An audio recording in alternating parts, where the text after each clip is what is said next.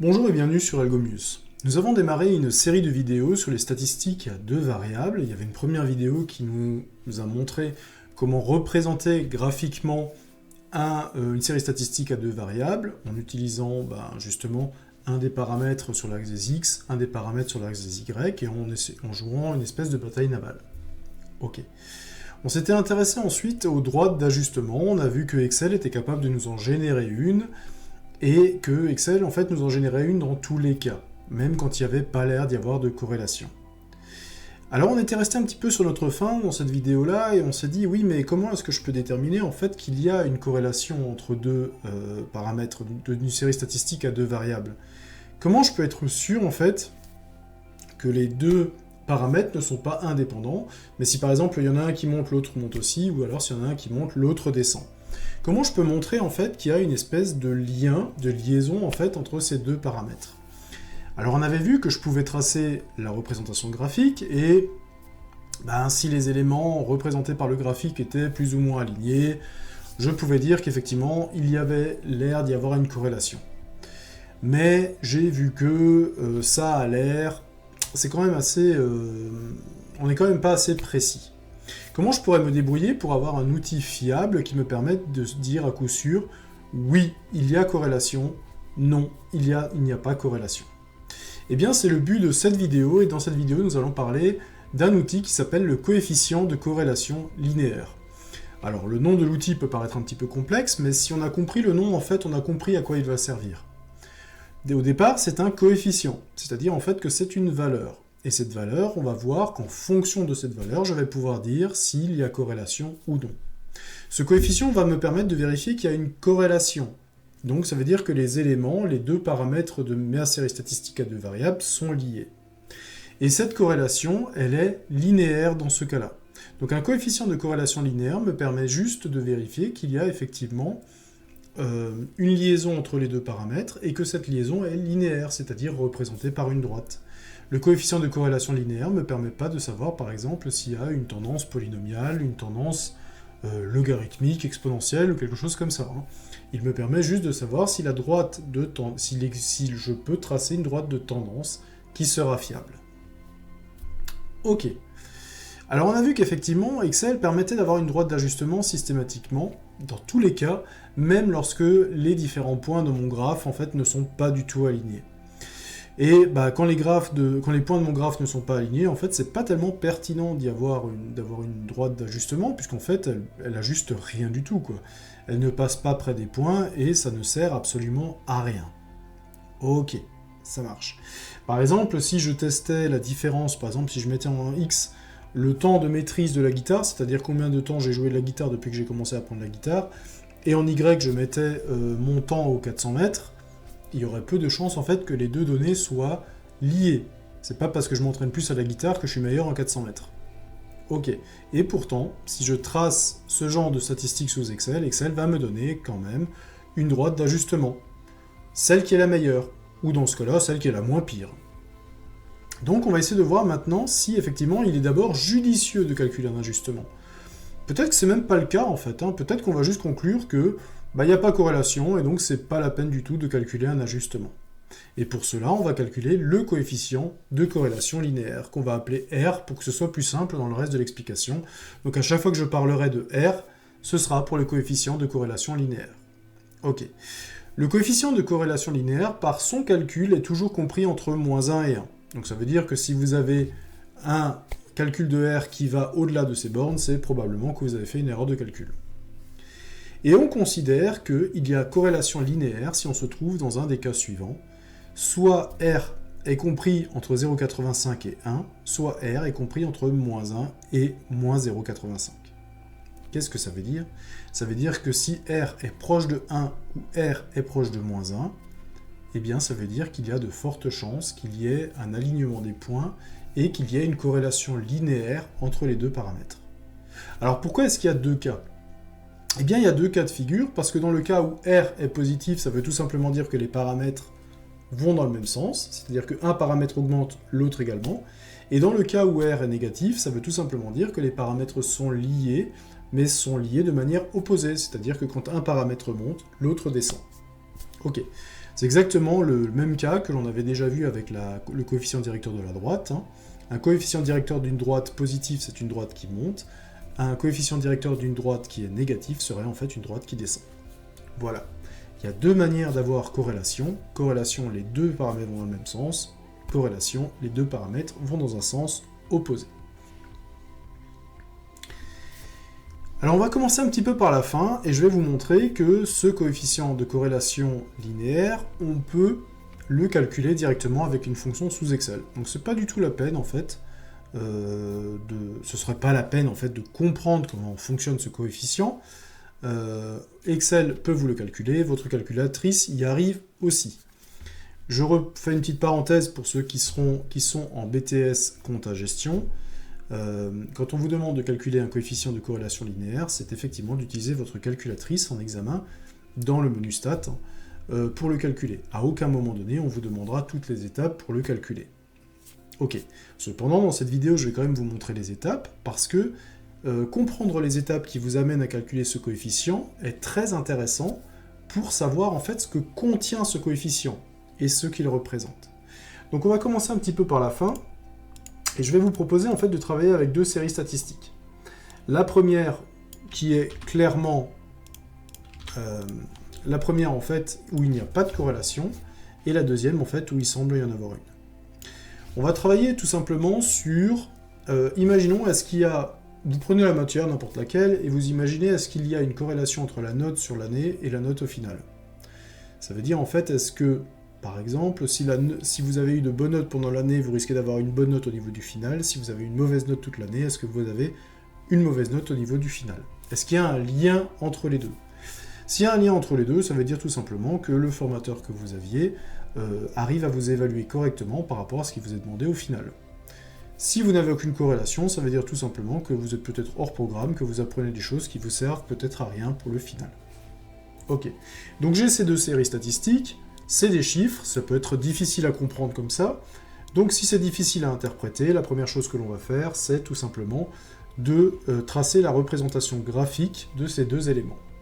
Je vais donc insérer ici un graphique en XY, c'est-à-dire en nuage de points, pour la première série, et je vais faire exactement la même chose pour la deuxième. Insérer, je vais dans les graphiques insérer un nuage de points XY, voilà, et je les note pour le deuxième. Alors c'est des exemples que j'ai conçus pour cet exemple-là, hein, donc ils sont artificiellement justes. Hein. C'est-à-dire que j'ai fait en sorte qu'effectivement il n'y ait pas de corrélation dans le premier, il y en a dans le deuxième, pour qu'on voit qu'il y ait bien une différence dans le coefficient de corrélation linéaire. Ok, donc pas du tout, on voit que dans le deuxième cas, en fait, les points, on pourrait avoir une ligne qui passe pas trop loin de tous les points, il pourrait y avoir une bonne tendance, alors que dans le premier cas, en fait, on voit que les données sont complètement éparpillées sur mon graphe, et il n'y a que peu de chances, en fait, d'avoir une très bonne ligne de tendance. Ok. Alors comment est-ce qu'on calcule le coefficient de corrélation linéaire? Je vais juste le mettre, en fait, tout en haut, celui que je calcule avec Excel. Je vais l'appeler R Excel, donc R calculé avec Excel. Je vais le calculer pour les deux, mon R Excel.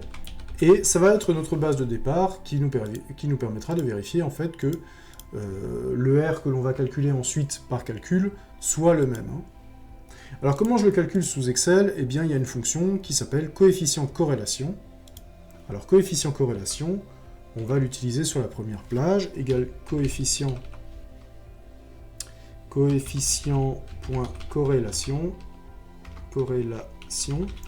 Alors, quels sont les éléments? Alors, la première série, c'est la série des Y, donc c'est la note au final. Et la deuxième série, c'est la note des X, axe X.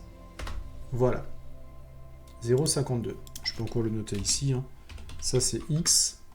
Et ça, c'est Y. Comme ça, j'aurai pas de problème au moment où je fais mes calculs. Comme ça. Ok, donc j'ai un coefficient de corrélation linéaire de 0,52 pour le premier graphe, et si je fais un copier-coller pour le deuxième, je suis à 0,97. Alors 0,97, c'est très proche de 1. Ok, très proche de 1, ça veut dire qu'il y a probablement corrélation linéaire. Hein. Bon, on a vu tout à l'heure, j'ai dit que si R était compris entre 0,85 et 1, on est sur quelque chose, on est sur une corrélation linéaire. Là, c'est le cas, on est à 0,97. On a aussi un R positif. R positif a l'air de dire effectivement que la droite est montante, va avoir un coefficient directeur positif, et effectivement, ça a l'air d'être le cas. Dans le premier cas, c'est complètement éparse. Vous voyez que je suis assez proche de 0, assez proche de 0, qui a l'air de vouloir dire en fait qu'il n'y a absolument pas de corrélation linéaire. Et que si j'essaye de mettre en place une droite d'ajustement, eh bien Excel va m'en donner une, mais elle ne sera absolument pas significative. Enfin, en tout cas, les valeurs que je vais trouver avec elle ne seront absolument pas correctes. Ok, très bien. Donc on vient de voir comment calculer un coefficient de corrélation linéaire, et on a vu comment l'interpréter à partir en fait des deux intervalles qui sont donnés. Ok. Maintenant, si je devais le calculer à la main, qu'est-ce que fait Excel derrière cette fonction de coefficient de corrélation linéaire? Bon. Le coefficient de corrélation linéaire, il se calcule de la manière suivante. C'est un ratio, en fait, entre, au numérateur, la covariance entre les séries x et y, et au dénominateur, c'est la multiplication de l'écart type de la série x multiplié par l'écart type de la série y. Alors là, la fonction peut paraître un petit peu compliquée, mais il y a des choses qu'on sait déjà faire. L'écart type sur x et l'écart type sur y, c'est quelque chose qu'on a déjà vu dans les séries statistiques à une variable, et on sait aussi qu'il existe une fonction dans Excel qui nous permet de le calculer. Donc de ce côté-là, on est bon. Reste ce problème au numérateur de la covariance. Alors la covariance, c'est quoi? On a déjà ce mot de variance, que l'on avait déjà au niveau des statistiques à une variable, et la variance, c'était quoi? C'est tout simplement, c'était la somme des écarts au carré à la moyenne. Ok, alors pourquoi maintenant on a une covariance? Eh bien, on a une covariance parce que maintenant, on n'a plus seulement une seule statistique, on en a deux. Et la variance, maintenant, ne porte pas sur une seule statistique, mais elle porte sur deux statistiques. Et donc, maintenant, les écarts à la moyenne, systématiquement, je vais avoir un écart à la moyenne sur l'axe des x, et je vais avoir un écart à la moyenne sur l'axe des y. Forcément, puisque j'ai deux paramètres. Et la covariance, c'est tout simplement ça. Ça va prendre en considération les écarts à la moyenne selon l'axe des abscisses, et les écarts à la moyenne selon l'axe des ordonnées. Ok.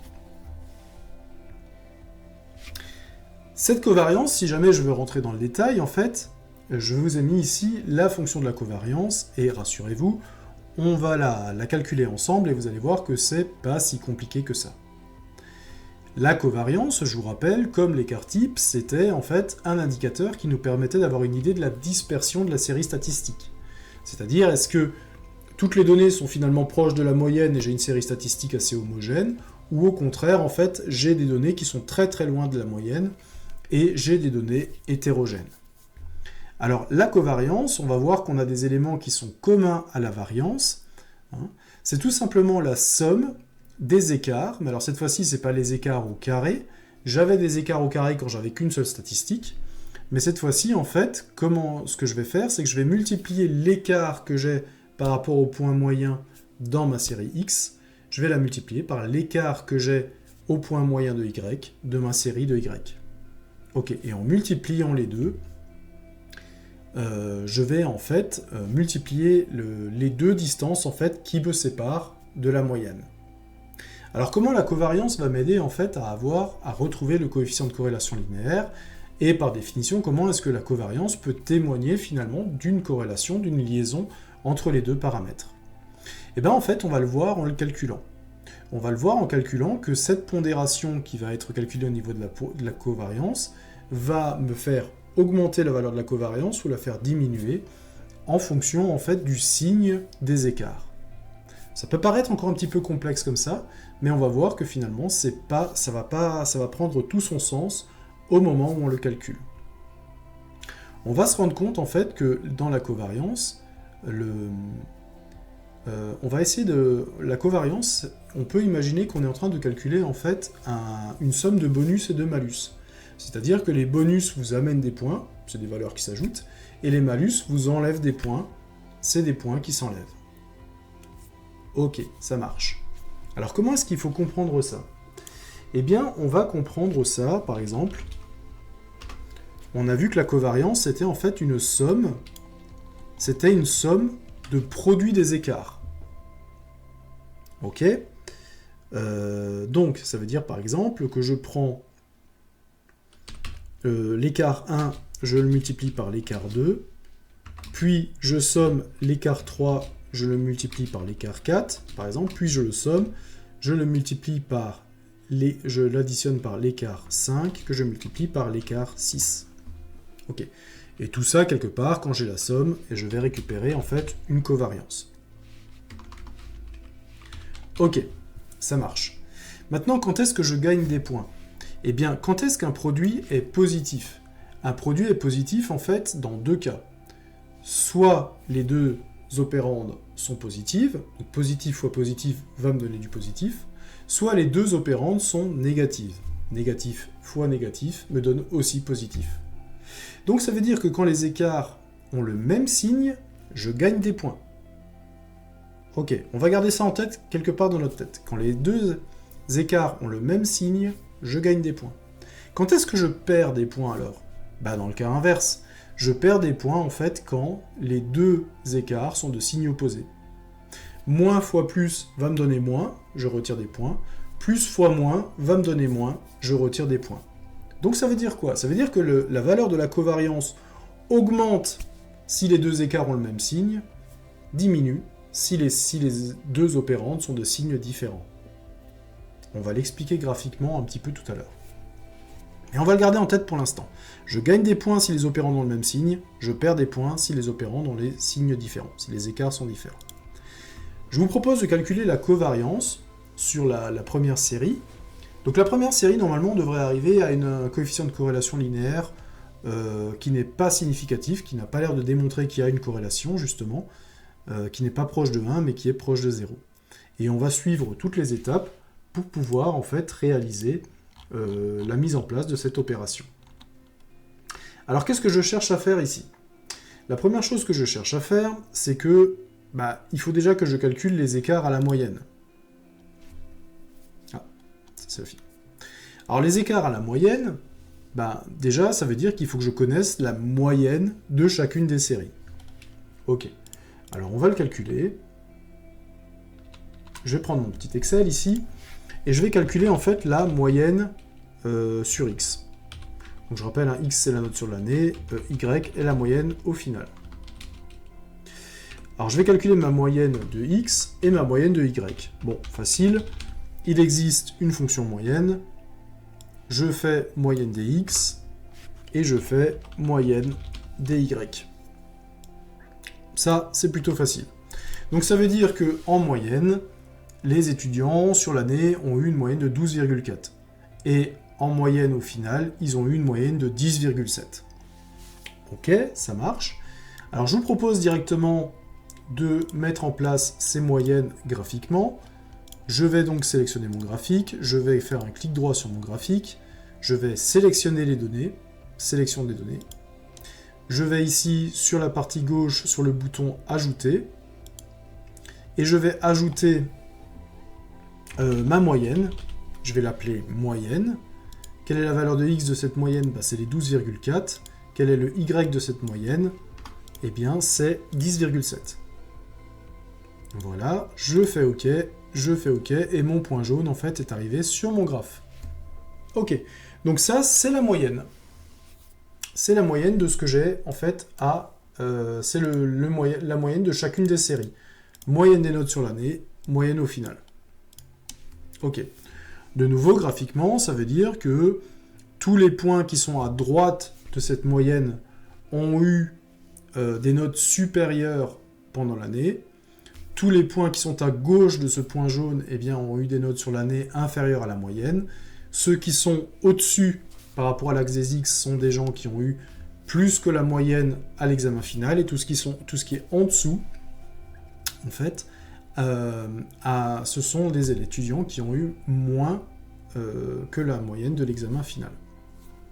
Ok, ça marche. Maintenant, ce que je vais faire, c'est que je vais calculer les écarts. Alors, je vais calculer les écarts à la moyenne sur X écart à la moyenne sur l'axe des x.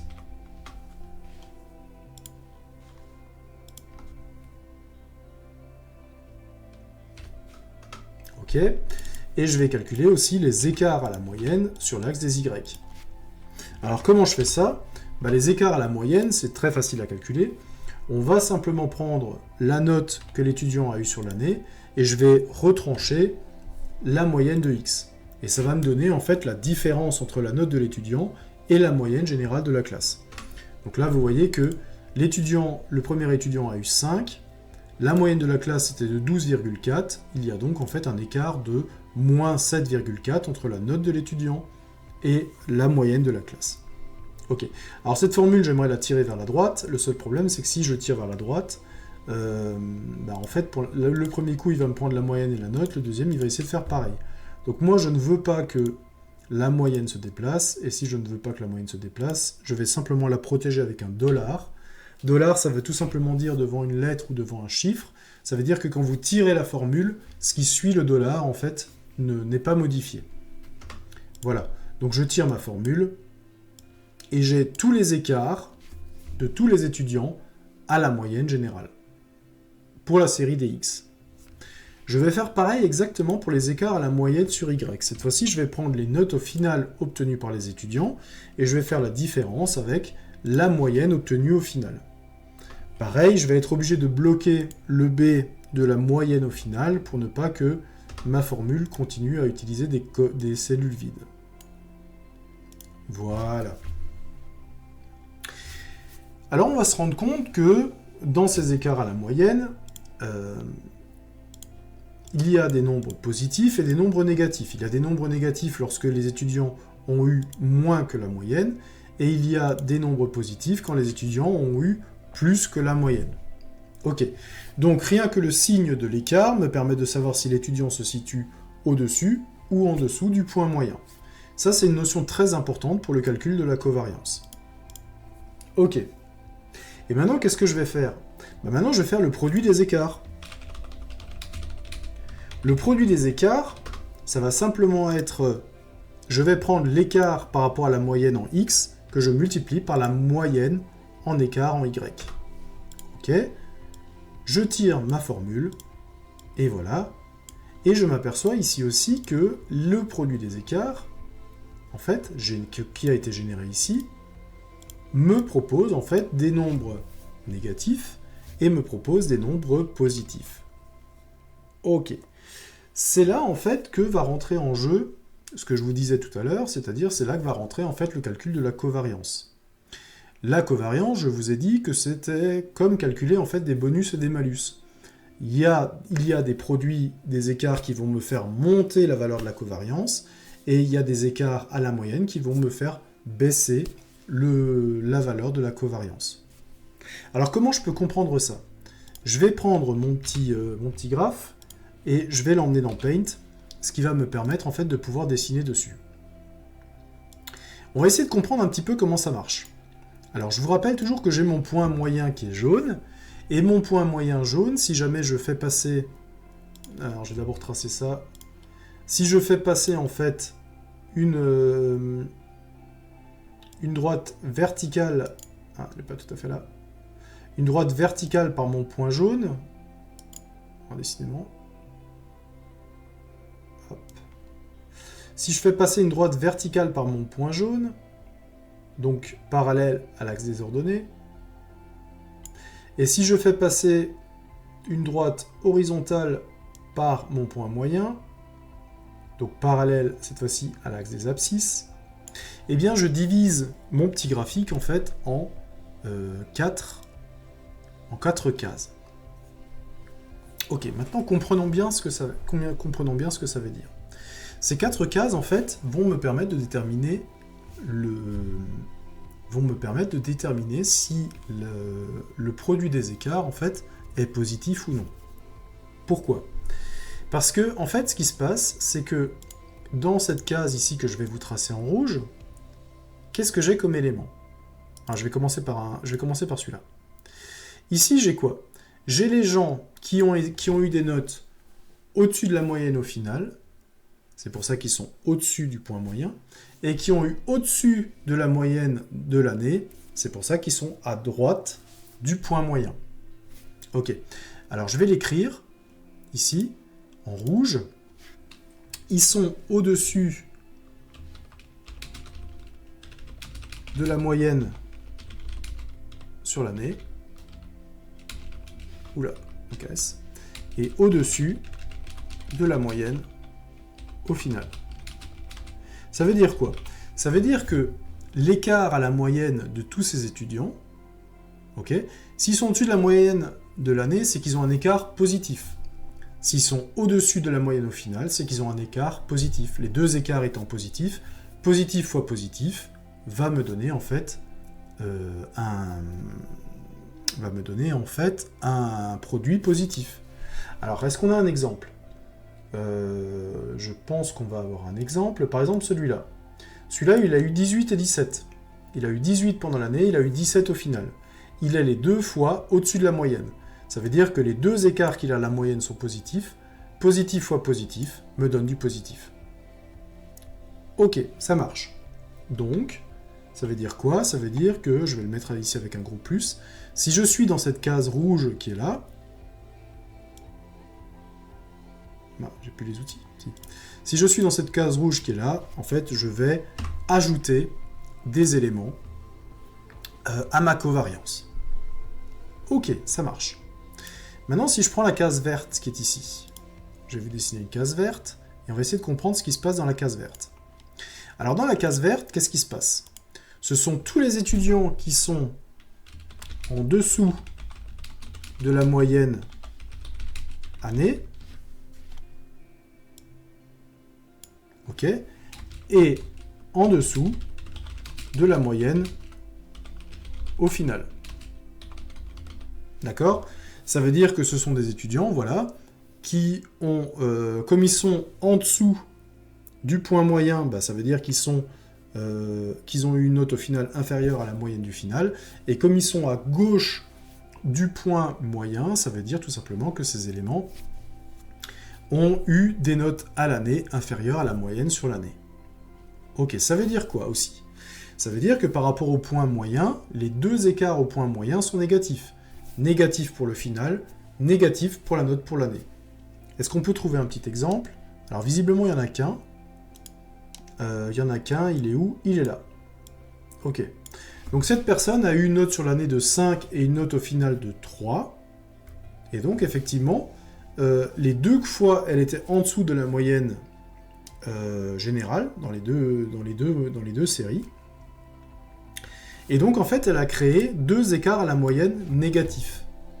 Mais, comme ces deux écarts négatifs, en fait, sont multipliés, négatif fois négatif me donne encore une fois du positif. Ok. Donc, ça veut dire que si les éléments qui sont dans cette case-là, eh bien, me donnent encore une fois du positif.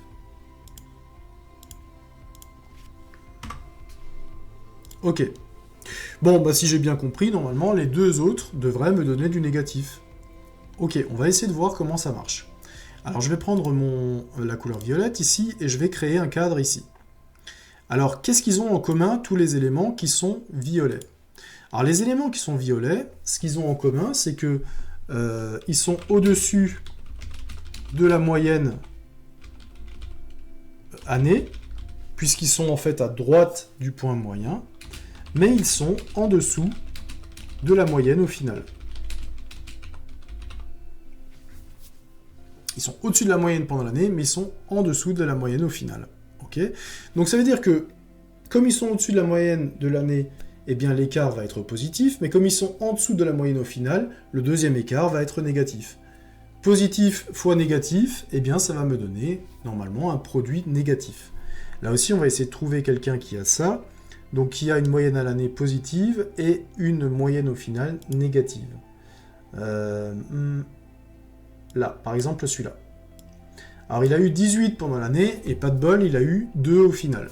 Ok, donc il a eu une moyenne sur l'année supérieure à la moyenne du groupe, et il a eu une note au final très inférieure, en fait, à la moyenne sur le final. Ça veut dire, en fait, qu'il a un coefficient positif de 5,6 pour sa note sur l'année et qu'il a un écart négatif, à la moyenne pour le final. Cette fois-ci, je multiplie du positif par du négatif et je m'aperçois que le produit que je récupère, le produit des écarts, est négatif. Positif fois négatif, ça fait du négatif. Ok. Donc, quand je suis dans cette case-là, je suis obligatoirement sur quelque chose de négatif.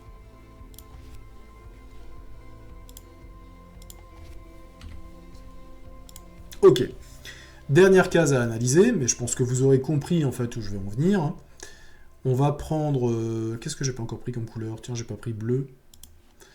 Dans cette partie bleue, dernière partie, qu'est-ce que je vais retrouver comme élément? Dans cette partie bleue, je suis à gauche de la moyenne et je suis au-dessus. Au-dessus, ça veut dire que... Alors, je vais d'abord prendre la partie gauche, pardon. Partie gauche, ça veut dire que je suis en dessous de la moyenne année, puisque je suis à gauche, mais en même temps, je suis au-dessus de la barre jaune. Donc, ça veut dire que je suis, mais au-dessus de la moyenne au final. C'est-à-dire, c'est clairement, là, on va récupérer les bachoteurs. C'est des gens qui n'ont pas forcément beaucoup travaillé pendant l'année, mais qui ont sorti une grosse capacité de travail au moment, en fait, d'arriver à l'examen final. Donc, en dessous de la moyenne d'année, ça veut dire que l'écart sera négatif. Au-dessus de la moyenne au final, ça veut dire que cet écart est positif. Je me retrouve de nouveau dans un cas où je suis avec du positif multiplié par du négatif. Et ça, on sait que le produit va être négatif. Alors, est-ce qu'on peut trouver quelqu'un qui est en dessous de la moyenne de l'année et au-dessus de la moyenne au final? Ça veut dire qu'il serait sur du moins plus. Ouais, celui-là, par exemple. Ok. Donc, il a eu 11 pendant l'année, il est en dessous des 12,4 de moyenne, mais il a eu 16 au final, ce qui est au-dessus des 10,7. Son premier écart à la moyenne par rapport à la note sur l'année est donc négatif. Le deuxième écart à la moyenne par rapport au final est positif. Quand je fais le produit des deux, positif fois négatif, ça me donne un nombre négatif. Ok. Et donc, en fait, je me retrouve avec ce petit quadrillage, et je me rends compte, en fait, que les cadres verts et rouges, eh bien, en fait, vont créer de la valeur, c'est-à-dire que je vais avoir du bonus, je vais avoir plus de points, alors qu'à chaque fois que j'ai des éléments dans le bleu et dans le violet, eh bien, je vais avoir du négatif, c'est-à-dire que ça va m'enlever des points. Ok. Alors pourquoi ici pourquoi en fait j'ai pas beaucoup de points et pourquoi mon coefficient de corrélation linéaire va tourner autour de 0? Je m'aperçois en fait que quand j'ai un nuage de points qui part un peu dans tous les sens, comme ici, eh bien je me retrouve avec des étudiants dans un petit peu tous les cadres. Et donc ça veut dire que j'ai des étudiants qui me ramènent des points pour mon coefficient et j'ai des étudiants qui m'enlèvent des points pour mon coefficient. Et si j'ai pratiquement autant de gens qui m'en emmènent que de gens qui m'en enlèvent, je vais finir en fait avec une somme de 0. Et voilà en fait pourquoi mon coefficient de corrélation linéaire, lui, il n'est pas du tout bon. On verra ensuite avec le deuxième exemple comment je peux m'en sortir et pourquoi est-ce que ça va être complètement différent. Ok, ça marche. Donc, on va garder à l'esprit qu'effectivement, mes étudiants, certains m'ont généré un produit négatif et un produit, et d'autres m'ont généré un produit positif. Ok, je vais donc maintenant calculer la covariance. La covariance, en fait, c'est pas très compliqué, en fait. C'est juste, en fait, la moyenne des écarts. La moyenne des écarts. Alors, la moyenne, je peux calculer la covariance. Je peux calculer la covariance, tout simplement, en faisant la moyenne des écarts.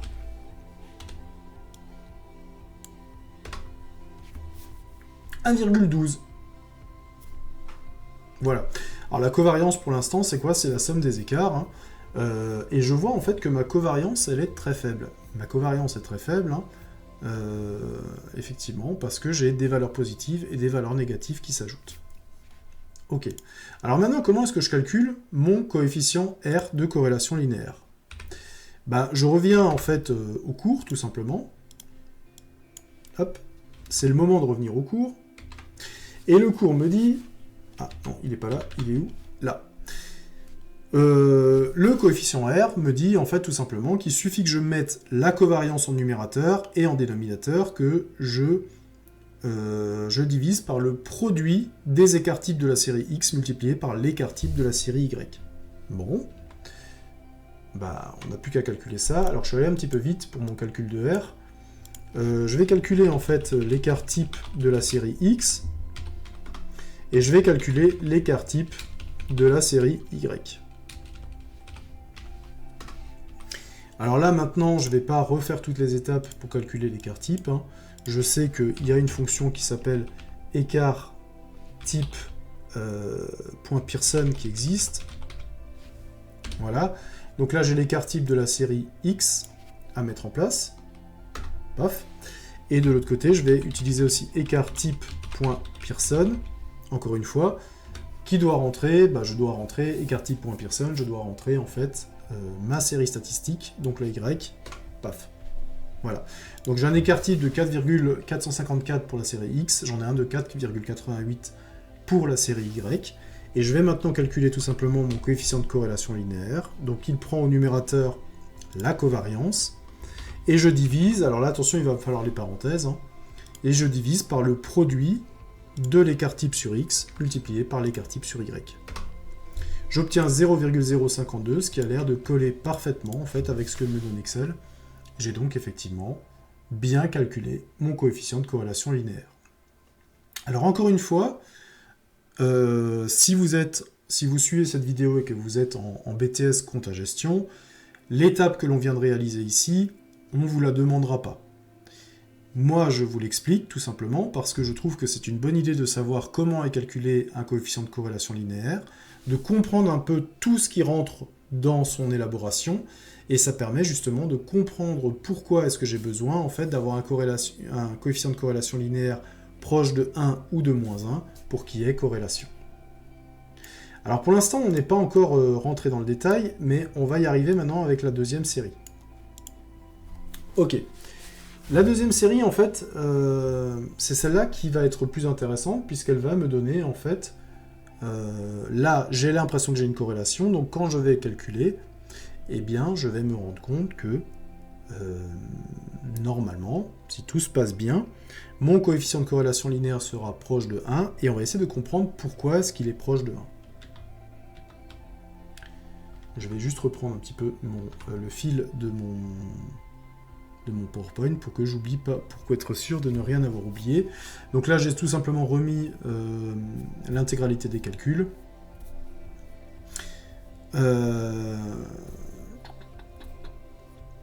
Donc effectivement, plus la covariance est positive, plus cela témoigne que les valeurs supérieures à la moyenne de la série 1 sont en relation avec les valeurs supérieures de la moyenne de la série 2.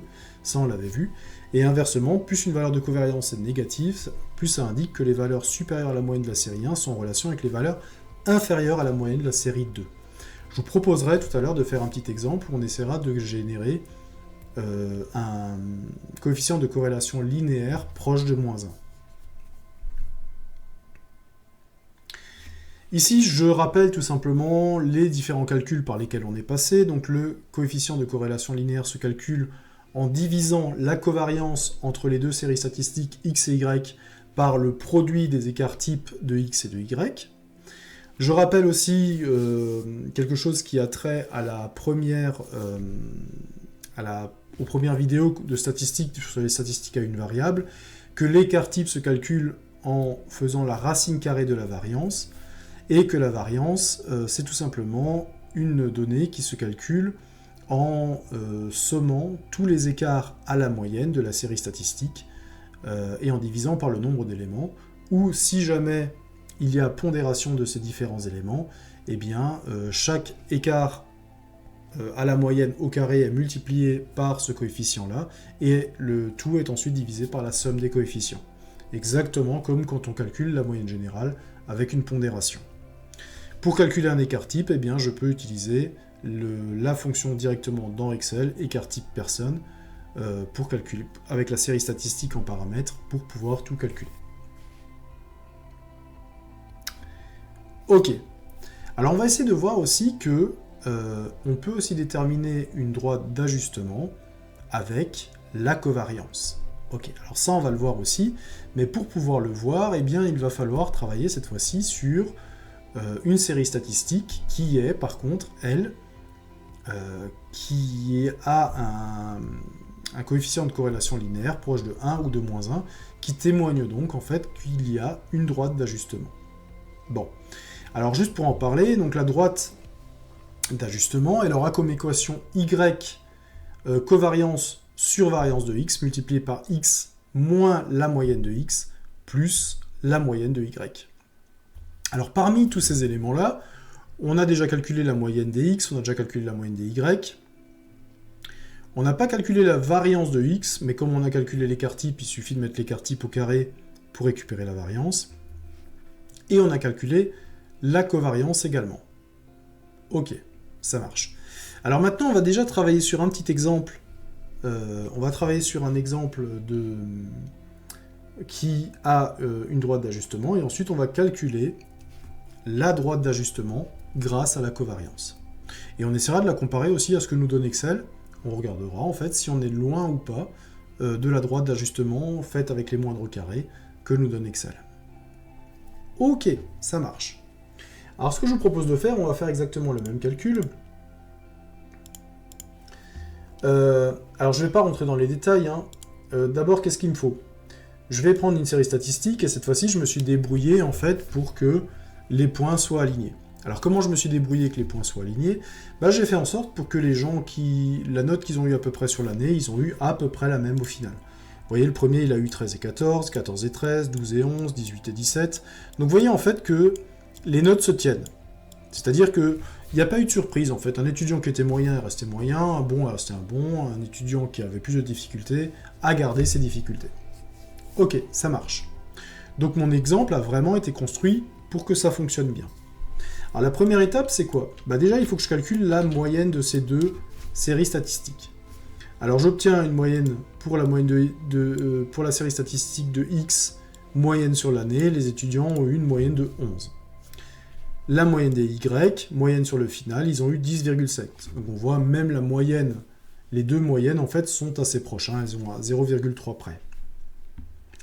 Je vous propose de faire comme avant, on va simplement sélectionner les données de mon graphique, on va ajouter le point moyen, donc ici je vais l'ajouter moyen, en x je vais mettre la moyenne des x, en y je vais mettre la moyenne des y, donc je vais créer le point d'abscisse 11 et d'ordonnée 10,7. Ok, je l'ai ajouté. Ça marche. Super. Ensuite, je vais calculer les écarts à la moyenne. Alors pareil, je fais par copier-coller, comme les fonctions d'Excel gardent de toute façon, gardent le positionnement. Si je copie-colle, mes formules, en fait, elles continuent à exploiter la case juste au-dessus et deux cases juste au-dessus. Donc ça marche très bien comme ça. Donc on voit que j'ai des écarts à la moyenne, j'en ai des positifs et des négatifs, et j'ai des écarts à la moyenne pour le final, certaines positives, certaines négatives. Ok. Quand je fais le produit des écarts maintenant, le produit des écarts, c'est là en fait où il va y avoir le plus de changements. C'est que vous voyez ici que tous mes écarts à la moyenne sont positifs. Alors pourquoi tous mes écarts à la moyenne sont positifs? Faut pas oublier en fait comment ça fonctionne tout ça. Je vais prendre mon graphe et je vais le remettre dans Paint pour que je puisse dessiner. Alors voilà mon nouveau graphe. Et on va essayer de le comparer au graphe que l'on avait tout à l'heure. Je vais reprendre ma ligne, je vais retracer une ligne horizontale et une ligne verticale qui vont délimiter, mes différents éléments. Tiens, je devrais peut-être avoir quand même avoir un peu de négatif, non? Je vais regarder. Visuellement, j'ai l'impression que je vais avoir un point négatif. Ok. Alors, qu'est-ce qu'on a dit? On a dit qu'on divise, en fait, par le point moyen, on va diviser le repère en 4. Ok? Et on a dit que, tous les éléments qui se situaient en haut à droite, dans le carré en haut à droite, me ramenaient du positif. On a dit que les éléments qui se trouvaient dans le carré en bas à gauche me ramenaient du positif. On a dit que les carrés qui étaient en haut à gauche me ramenaient du négatif, et en bas à droite me ramenaient du négatif. Ok. Regardez ce qui se passe en fait. Ce qui se passe ici, c'est que bah, tous mes points en haut à gauche me ramènent du positif, tous les points en bas à droite me ramènent du positif, donc ça va me faire monter la valeur de la covariance. L'élément, en fait, en bas à droite est vide, donc ça veut dire que j'ai aucun élément qui me fait baisser, en fait. Ma seule question, c'est, est-ce que ce point-là, je l'ai? Ce point-là, visiblement, me fait baisser. Mais j'ai pas l'impression que je l'ai vu dans mon Excel. Est-ce que j'ai un point qui me fait baisser? Ah, il est là. Il est là. Il a effectivement, il a été en dessous de la moyenne pendant l'année, et il est un petit peu au-dessus de la moyenne au final. Ok. Donc en fait, vous voyez que c'est ce point, ouais, c'est ce point qui pose problème. Enfin, il pose problème, il pose pas problème. Hein. Mais c'est le seul, en fait, qui me fait baisser ma covariance. Et encore, il me fait pas baisser de beaucoup ma covariance, hein, il me la fait baisser que de 0,3. Donc, effectivement, j'ai bien un point qui me fait baisser ma covariance, mais tous les autres points, en fait, me font monter ma covariance. Vous voyez, là, je monte de 6, je monte de 44, je monte de 46, je baisse seulement de 0,3, puis je remonte de 15, de 11, de 4,6, de 69 pour le dernier élément. Ok, donc je ne fais qu'ajouter des éléments à ma covariance. Ça marche. Et évidemment, quand je calcule du coup ma covariance, et bien cette fois-ci j'ai une covariance qui est beaucoup plus élevée. Là où j'avais 1,12 dans le premier cas, cette fois-ci j'ai 20,5. Waouh. Je vais calculer mes écarts types des séries X et Y. Ok, alors les écarts types, il n'y a pas beaucoup de surprises, ils ne sont pas très différents. Hein. Je vous rappelle que les écarts types, c'est juste les écarts à la moyenne.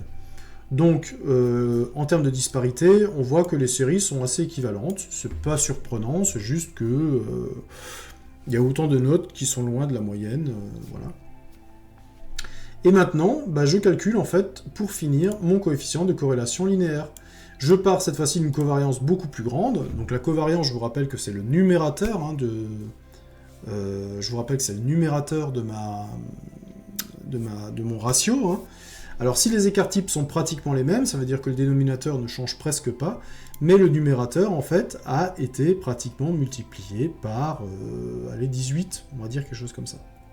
Ok, donc maintenant je calcule mon R, et effectivement j'arrive en fait à 97, à 0,978. Il y a donc bien une courbe de tendance, il y a donc bien enfin mon coefficient de corrélation linéaire s'approche de 1, c'est-à-dire qu'il pense qu'il y a une droite d'ajustement qui est tout à fait valable dans ce cas, et comme le coefficient de corrélation linéaire est positif, eh bien il me dit que cette droite va avoir un coefficient directeur positif. Ok, est-ce que c'est vrai? Alors on va essayer de tracer, on va essayer de déterminer, on va demander à Excel, je vais reprendre le graphe, je vais faire le petit plus, je vais lui demander une courbe de tendance, je vais lui demander les autres options, et je vais créer ma courbe de tendance sur la note au final.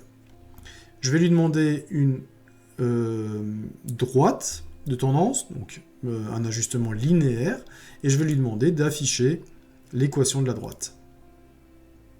Ok, donc l'équation que me donne Excel pour la droite, je vais la noter.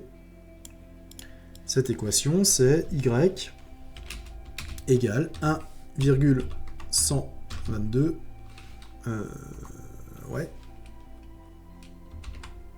fois x, évidemment, moins 1,4237. Ok, donc ça c'est ce que me donne ajustement que me donne Excel. Ok, maintenant je vais essayer de la calculer moi avec la covariance et je vais essayer de voir si je suis loin ou non des éléments. Alors il faut que je fasse quand même attention, alors je ne serai pas exactement à cette droite là, pourquoi parce qu'Excel en fait arrondit. Hein. En fait, Excel, vous avez l'impression que parfois il vous donne une valeur qui est avec pas beaucoup de chiffres après la virgule, mais si vous lui laissez un petit peu plus de place, vous apercevez par exemple ici que les écarts types ont beaucoup plus de précision. Donc dans ma solution, je vais peut-être avoir des chiffres qui sont un petit peu tronqués pour me faciliter les calculs. Ok. Bien, on va essayer de calculer ça, et pour cela, on va revenir en fait à la formule que j'avais pour calculer ma droite au niveau de la covariance. Alors, comment je calcule ma droite d'ajustement? Eh bien, je prends ma covariance, je la divise par la variance en x, attention, hein, que la variance en x, et ça, je le multiplie par x moins la moyenne de x plus moyenne de y. Ok. Je vous propose de noter ça. Donc l'ajustement que j'ai calculé. Donc j'ai Y qui est égal à la covariance entre les séries statistiques X et Y, que divise la variance de la série X. Ok. Ce coefficient-là, je le multiplie par... alors là, il faut que je fasse attention. Ça, c'est le X de mon équation de droite, hein, moins la moyenne de la série X. Ça, c'est multiplié.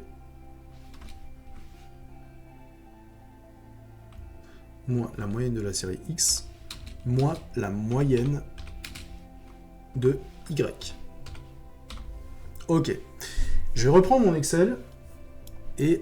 alors, je vais l'écrire comme ça. Je vais reprendre mon Excel, et je vais prendre déjà les valeurs que j'ai à ma disposition.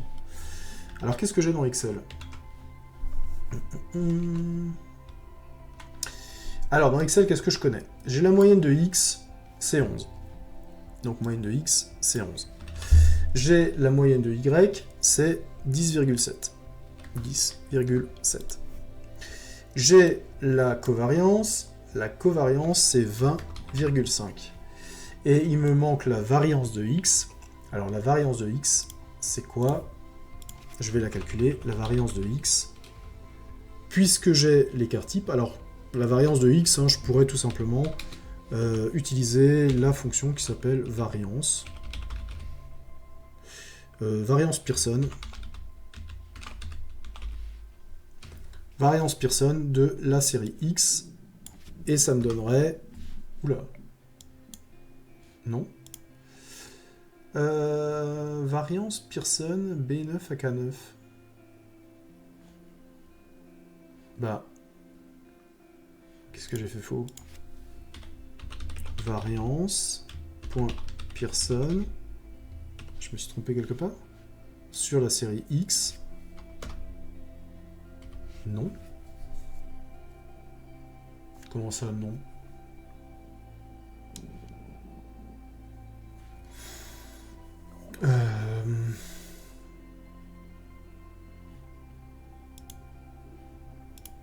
Ça n'existe pas? Je me suis trompé dans le... Point Pearson. Renvoie la variance de la population moyenne, du produit des écarts à la moyenne, machin, et des séries. Ah, c'est covariance Pearson. Il n'y a pas variance?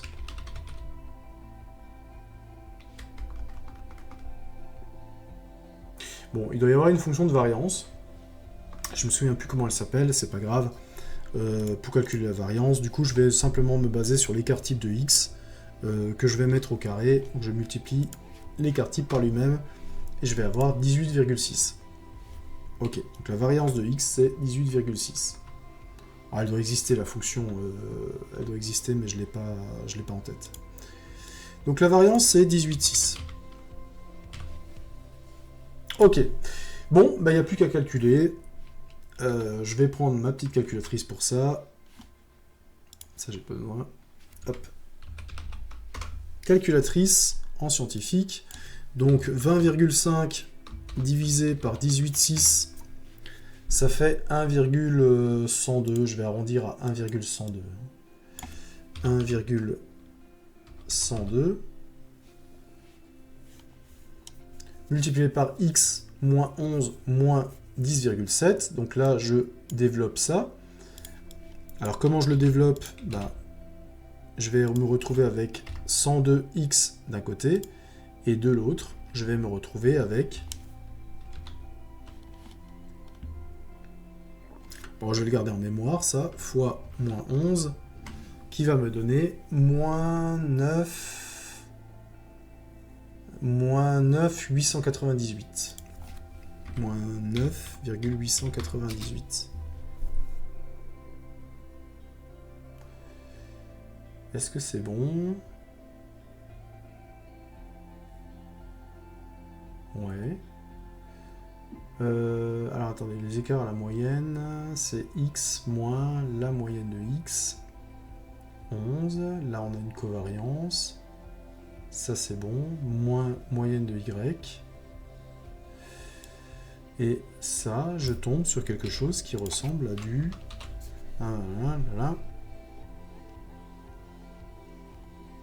1,02x fois moins 11. Ah, c'est plus moyenne de x, pardon. J'ai mal recopié le truc. C'est plus moyenne de y. Donc ici, c'est plus. Ah, désolé, je calcule faux depuis le début. Et donc, effectivement, mon positif, j'étais juste en train de me dire, le résultat paraît bizarre. Donc, j'ai 10,7 moins 9,898, qui est égal à 0,802.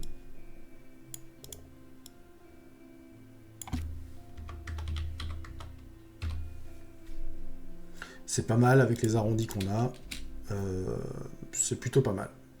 Donc je vous dis effectivement que le calcul qu'on a fait en fait se base sur des valeurs arrondies, c'est pour ça qu'on n'arrive pas en fait à la même chose qu'Excel.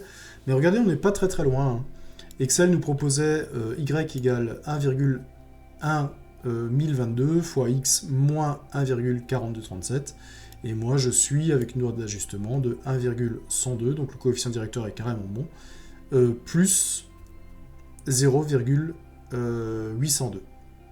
Ok, donc j'ai un petit peu une ordonnée à l'origine un petit peu supérieure, pas de beaucoup, et un coefficient directeur qui est plutôt pas mauvais. Voilà. Encore une fois, la différence entre les deux va venir du fait que j'ai arrondi plein de choses, hein. J'ai arrondi les écarts types, du coup la variance mise au carré a été arrondie, voilà. Donc je me suis permis de faire un petit peu des arrondis, mais juste pour vous montrer comment ça fonctionne. Donc on a calculé, on vient de montrer qu'il est possible aussi de calculer une droite d'ajustement grâce à la covariance et qu'on se rapproche assez proche de la méthode des moindres carrés qu'utilise Excel. Est-ce qu'il y a encore des choses que je voulais vous montrer? Alors ça résume un petit peu ce que je voulais faire. Ok, ça marche. Ok. Alors on peut maintenant, quand on a une droite d'ajustement qui fonctionne, eh bien on peut justement l'utiliser pour faire ce que l'on appelle des interpolations et des extrapolations. Alors quelle est la différence entre les deux termes? L'interpolation, en fait, on va estimer une valeur contenue dans les bornes de l'échantillon. Ok? Ça veut dire quoi? Ça veut dire que si par exemple les notes sur l'année s'étalent entre par exemple 5 et 15, eh bien une interpolation, ça va être de dire voilà, j'ai quelqu'un qui a eu une note pendant l'année de 13, combien est-ce qu'il va avoir au final? 13, c'est compris entre ce que, dans l'intervalle, en fait, des notes qui ont déjà été données à des étudiants. Ok. L'extrapolation, en fait, c'est quand vous êtes au-delà du domaine qui est connu. Alors, je m'explique. Imaginons, je vais reprendre mon graphe.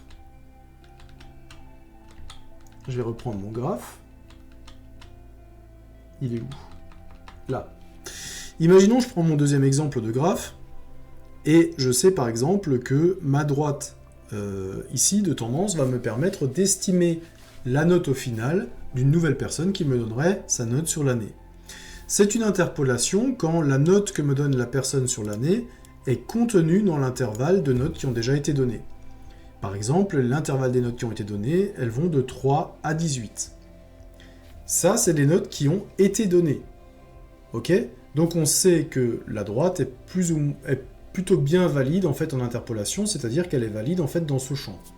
Ok. Maintenant, si jamais vous avez une personne qui vient et qui dit qu'il a reçu un 1 ou qu'il a reçu un 20 pendant toute l'année, en fait, ce sont là des notes en fait qui ne sont pas dans le domaine de définition, qui ont déjà été vues. On n'est pas en fait dans du connu. On va essayer d'extrapoler, c'est-à-dire que on va essayer d'imaginer que, eh bien, puisqu'on a déjà une droite de tendance, eh bien, elle se prolonge à l'infini à gauche et à droite. Et ça va nous permettre justement d'extrapoler. Voilà la différence entre les deux. Alors imaginons maintenant que vous avez une personne qui vienne et qui me dise j'ai ma droite de tendance qui est ici, je vais la prendre sous Paint, et vous avez dit voilà, bon, moi j'ai eu mes cours pendant cette année, et pendant l'année, bah, j'ai eu... Je vais faire un petit peu plus grand. Pendant l'année, moi j'ai eu... je sais pas, j'ai eu 9 de moyenne. Par exemple, j'ai eu 9 de moyenne. Alors comment je vais récupérer quelle note au final je pourrais avoir? Bah, en fait, ce qui va se passer, c'est que je vais tout simplement chercher 9 en abscisse. On va dire que c'est là. Ok. Et donc, je vais monter à partir de cette abscisse qui est à 9. Je vais l'écrire ici. Ah, il faut que je fasse gaffe que je ne suis pas sous ma tête. J'ai mon graphe qui est ici. Bon, ça, j'en ai plus besoin de toute façon. J'ai mon graphe qui est ici à 9. Et ce que je vais faire, c'est que je vais monter tout droit sur ma courbe de tendance. Hop. Je vais aller jusqu'à la courbe de tendance. Et une fois que je suis sur la courbe de tendance, je vais lire la note au final que je peux espérer avec mon 9 sur l'année. Et donc, on va s'apercevoir que c'est une note qui est proche de 8. Ok. Ça, c'est graphiquement comment je le fais. Comment je le fais par calcul? Et bien par calcul, j'ai ma droite d'ajustement. Et ma droite d'ajustement, elle dit que pour obtenir la note au final, il faut que je prenne ma note sur l'année, que je la multiplie par 1,1022 et que j'enlève 1,4237. Ok. Donc je prends ma note que j'ai eue toute l'année, 9, je la multiplie par le coefficient directeur de la droite, 1,1022, ça fait 9,9 et des bananes, et j'enlève 1,4237, et j'obtiendrai normalement une note de 8,49. Je peux arrondir, hein. Je risque d'avoir en fait une note ici de 8,5. Et ce que j'ai fait ici, eh bien ce que j'ai fait c'est une interpolation, c'est-à-dire que je me suis servi de la droite de tendance, ou la droite d'ajustement, et je me suis servi de cette droite dans l'intervalle en fait de définition entre une note plus basse et une note plus haute, qui ont effectivement été données et que je connais. Voilà. Alors un dernier point sur lequel j'aimerais terminer, pour l'instant on a vu une droite d'ajustement qui a un coefficient directeur positif, et on a, et je vous avais dit que le coefficient directeur de la droite, le signe du coefficient directeur de la droite était lié au signe de R du coefficient de corrélation linéaire. Alors comment je pourrais me débrouiller, comment je pourrais construire un cas en fait où il y aurait... Donc oui, là on est en fait dans deux paramètres qui marchent dans le même sens. Plus la note sur l'année est haute, plus la note au final est haute. Comment je pourrais créer un exemple en fait où il y a toujours corrélation entre les éléments, mais cette fois-ci que la corrélation elle est inversée. C'est-à-dire que vous avez un formateur complètement débile, et plus vous avez une bonne note avec lui, plus vous allez vous ramasser au final. C'est idiot, hein, mais imaginez. C'est-à-dire que plus vous avez une note élevée pendant l'année, plus vous avez une note basse pendant le final. Ok. Ben, je vais créer en fait un exemple comme ça. C'est-à-dire que, très simplement, si vous avez eu 13 pendant l'année, vous allez avoir 7 au final. Si vous avez eu 14, vous allez avoir 6. Et donc vous voyez, en fait, plus c'est élevé, plus la note sur l'année est élevée, plus la note au final est basse. Si vous avez eu 12, vous allez avoir 8. Si vous avez eu 18, vous allez avoir 2.